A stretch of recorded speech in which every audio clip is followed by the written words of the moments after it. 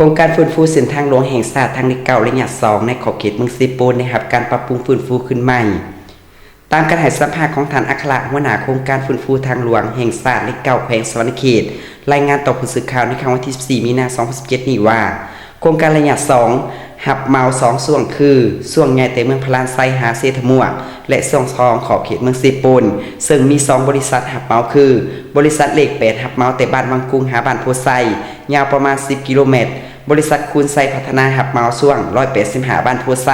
หาบ้านแดนสวรรค์ระยะทางยาวประมาณ56กิโลเมตรนับแต่ต้นเดือนตุลาคม2016เป็นต้นมาโครงการพื้นฟูเส้นทางหลวงแห่งชาติเลข9ระยะ2ในขอบเขตเมืองเซปูนได้รับการฟื้นฟูขึ้นใหม่อย่างเร่งรัดและเอาจะใส่เพื่อให้สำเร็จในเดือนกันยายน2017นี้โดยแม่นทุนรัฐบาลสาธารณรัฐประชาธิปไตยประชาชนลาวซึ่งใส่งบประมาณกองทุนบูรณะทางหลวง70ส่วนห้อยงบประมาณภายใน30ส่วนห้อยรวมมูลค่า131ตื้อกว่ากีบฉะนั้นเพิ่นเน้นหนักการฟื้นฟูทางหลวงแห่งชาติเลข9นี้แม่นเว้าถึงระบบห้องระบายน้ำให้ระบายน้ำได้ดีเพื่อป้องกันโครงสร้างของทางให้มันยืนยงและรับใช้ได้อย่างยาวนาน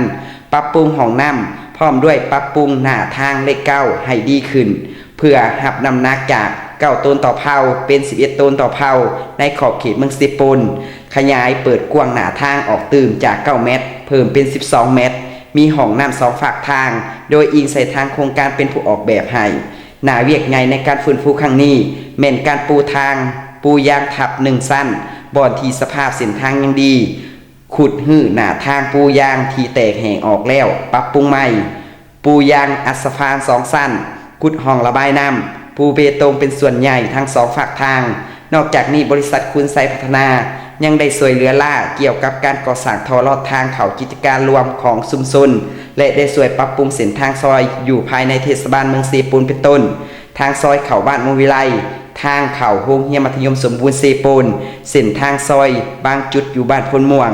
นอกนี้ยังได้ช่วยขนส่งดินที่จกห้องระบายน้ำขี่ย่างขวให้ห้องว่าการห้องการโยธาธิการขนส่งเมืองกองบัญชาการตำรวจกองบัญชาการทหารและบอนอื่นรวมมูลค่าทั้งหมดประมาณ70ล้านกว่ากีบสบายดีข้าพเจ้าชื่ออัครอินทร์วงศาเป็นหัวหน้าโครงการฟื้นฟูทางหลวงแห่งชาติเลข9แขวงสวรรณเขตสัญญา2ทางโครงการของเราสัญญา2นี้ได้หับ2ช่วงใหญ่แต่แม่นแต่เมืองพลันไซหาเซตมัวช่วง2จะเป็นเมืองเซปูนแต่ว่าช่วง5และเซ็กซ์เมืองเซปูนแต่บ้านผู้ใช้หาชายแดนสวรรค์ในช่วง2นี้เนาะขอบเขตเมืองเซปูนนี้และแม่นทั้งมีทั้งบริษัท2บริษัททั้งบริษัทเลข8อับไปแต่บ้านวังกุ้งมาหาบ้านผู้ใช้10กิโลและช่วงบริษัทคุณไซหับแต่185เป็นบ้านผู้ไซหาชายแดนนี้ในขอบเขตเมืองซีปูนนี้และตกอยู่56.6กิโลเนาะตกเป็นงบประมาณที่ซอยเหลือจาก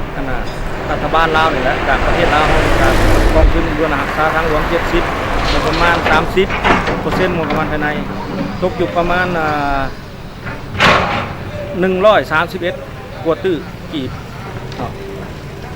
ฉะนั้นเป็นเน้นนักเรื่องการฟื้นฟูทางหลวงแห่งชาติเลข9นี้เป็นเรื่องระบบห้องระบายน้ำที่ให้มันระบายน้ำได้ดีเพื่อป้องกันโครงสร้าง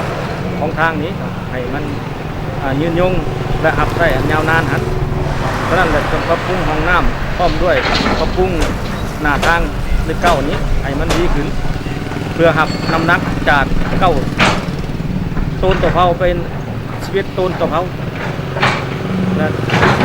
ในนี้เนาะก็ในขอบเขตเมืองเซปูนนี่ก็ได้มีการขยายเปิดกว้างหน้าทางคือจาก9เมตรเป็น12เมตรเนาะบางช่วงก็จะกลายไปหน่อยนึงแต่ก็มีห้องน้ำ2ข้างทางที่ว่าเปิดเพราะว่าโดยอิงใจทางโครงการได้ออกแบบมาแล้วก็ให้ประชาชนได้รับรู้ข้าพเจ้าผู้ใช้บ่อวงเนาะในนามผู้จัดการภาคสนาม ริษัททำเหมาบริษัทคือไทยพัฒนาก่อสร้างจำกัดที่ว่า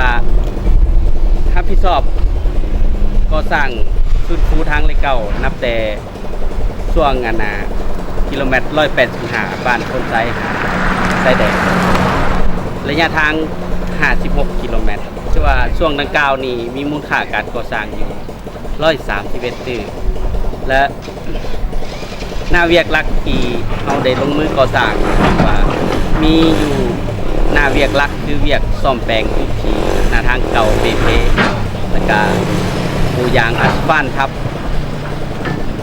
ตั้งแต่จุดเริ่มต้นฮอดชายแดนเนาะที่ว่าในเขตชุมชนหันคือเขตบ้านที่ว่าหน้าทางกว้าง12เมตรแล้วเขตนอกบ้านที่ว่าหน้าทางจะกว้าง9เมตรและ